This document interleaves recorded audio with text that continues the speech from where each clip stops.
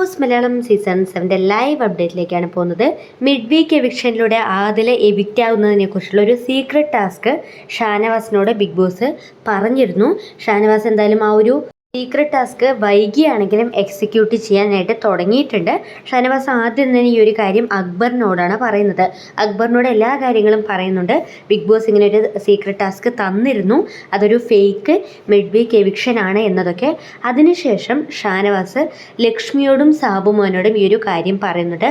അതേസമയം അക്ബർ ആര്യനോട് ഈ ഒരു ടാസ്കിനെ കുറിച്ച് സംസാരിക്കുകയാണ്. അതിനുശേഷം തന്നെ ഷാനവാസ് ലക്ഷ്മിയോടും സാബുമോനോടും ഒപ്പം നിവിൻ കേൾക്കുകയും ഈ ഒരു കാര്യം പറയുന്നത്. എന്നാൽ സാബുമോനോടും ലക്ഷ്മിയോടും നിവിനോടും ആര്യനോടും ഷാനവാസ് പറഞ്ഞിരിക്കുന്നത് ഒരാൾ റിയലായിട്ട് ഇന്ന് വീട്ടിൽ നിന്നും എവിക്റ്റ് ആകും എന്നതാണ്. ഒരിക്കലും അതൊരു ഫേക്ക് മിഡ് വീക്ക് എവിക്ഷൻ ആണ് എന്ന കാര്യം പറഞ്ഞിട്ടില്ല. എന്തായാലും അതിനുശേഷം എല്ലാവരെയും ബിഗ് ബോസ് ലിവിങ് ഏരിയയിലേക്ക് വിളിക്കുന്നു. അതിനുശേഷം ബിഗ് ബോസ് പറയുകയാണ്, വളരെ പ്രധാനപ്പെട്ട ഒരു അറിയിപ്പുണ്ട്. ഈ വീട്ടിൽ തുടരാൻ അർഹതയില്ല എന്ന് തോന്നുന്ന ഒരു വ്യക്തിയെ എല്ലാവരും ചേർന്ന് തീരുമാനിക്കുക. വോട്ടിംഗ് ബേസിൽ ഭൂരിപക്ഷമാവുന്ന ഒരു വ്യക്തി ഈ വീട്ടിൽ നിന്ന് എന്നേക്കുമായി എവിക്റ്റ് ആകും എന്നതാണ് പറയുന്നത്. അങ്ങനെ അനീഷ് ആദ്യം തന്നെ വന്നുകൊണ്ട് ആര്യനെ കുറിച്ച് വലിയൊരു കഥാപ്രസംഗം നടത്തുന്നുണ്ട്.